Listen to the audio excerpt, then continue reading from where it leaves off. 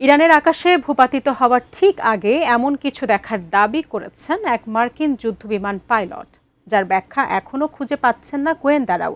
ঘটনাটি নিয়ে চলছে তীব্র বিতর্ক। এটি কি নতুন কোনো ইরানি সামরিক প্রযুক্তি নাকি অন্য কিছু? বিস্তারিত জানাচ্ছেন মেহেদী হাসান।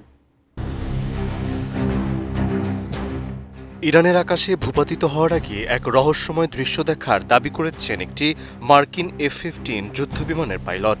মার্কিন সংবাদমাধ্যম CNN-এর এক প্রতিবেদনে বলা হয়েছে, গত এপ্রিলে ইরানের আকাশে গুলি করে ভূপাতিত করা ওই যুদ্ধবিমানের পাইলট উদ্ধার হওয়ার পর মার্কিন গোয়েন্দা কর্মকর্তাদের কাছে এমন একটি তথ্য দিয়েছেন যা এখন নতুন করে আলোচনার জন্ম দিয়েছে। পাইলটের দাবি, বিমানে থাকা জরুরি বহির্গমনের ঠিক আগে তিনি আকাশে এমন একটি অদ্ভুত গঠন দেখতে পান যা তার কাছে স্বাভাবিক কোনো উড়ন্ত বস্তুর মতো মনে হয়নি। তিনি জানান, একাধিক বস্তু একসঙ্গে চলাচল করছিল এবং দূর থেকে দেখে মনে হচ্ছিল যেন তারা একটি একক সত্তা হিসেবে কাজ করছে। এই বর্ণনা শুনেই বিষয়টি নিয়ে তদন্ত শুরু করেন মার্কিন গোয়েন্দারা। উন্নত মানের কাঁচামাল, আরআইএল অ্যাঙ্গেল এন্ড চ্যানেল। এখন কাঠের দিন শেষ, আরআইএল এর বাংলাদেশ।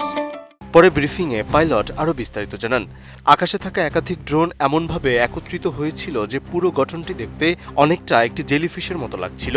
বড় ড্রোনগুলোর নিচে ছোট ছোট ড্রোন ঝুলেছিল, যা দেখতে জেলিফিশের পায়ের মতো মনে হচ্ছিল।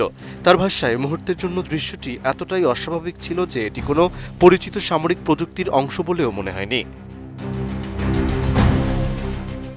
এদিকে কয়েকটি গোয়েন্দা সূত্র জানিয়েছে, পাইলট সম্ভবত ড্রোনের একটি সমন্বিত নেটওয়ার্ক বা ড্রোন সোয়ার্মের মুখোমুখি হয়েছিলেন। বিমানটি ঠিক কী কারণে ভূপাতিত হয়েছিল তা এখনও তদন্তাধীন অবস্থায় রয়েছে।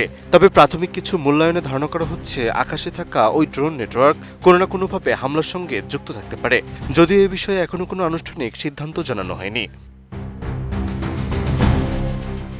ঘটনাটিকে ঘিরে মার্কিন গোয়েন্দা মহলে মতভেদ রয়েছে, কারণ ভূপাতিত হওয়ার সময় পাইলটের মাথায় আঘাত পেয়েছিলেন। পাশাপাশি চলমান সংঘাতে এটি ছিল তার দ্বিতীয়বার যুদ্ধবিমান হারানোর ঘটনা। ফলে কিছু কর্মকর্তা মনে করছেন তিনি সত্যিই কোনো নতুন প্রযুক্তি দেখে থাকতে পারেন। আবার অন্যদের মতে এটি যুদ্ধক্ষেত্রের চাপ, বিভ্রান্তি বা ভুল পর্যবেক্ষণের ফল হতে পারে। সামরিক বিশেষজ্ঞদের মতে, আধুনিক যুদ্ধে ওয়ান টু মেনি মেশড নেটওয়ার্কিং প্রযুক্তির মাধ্যমে একজন অপারেটর একসঙ্গে বহু ড্রোন নিয়ন্ত্রণ করতে পারেন। ধারণা করা হয় রাশিয়া ও চীনের কাছে এ ধরনের প্রযুক্তি রয়েছে।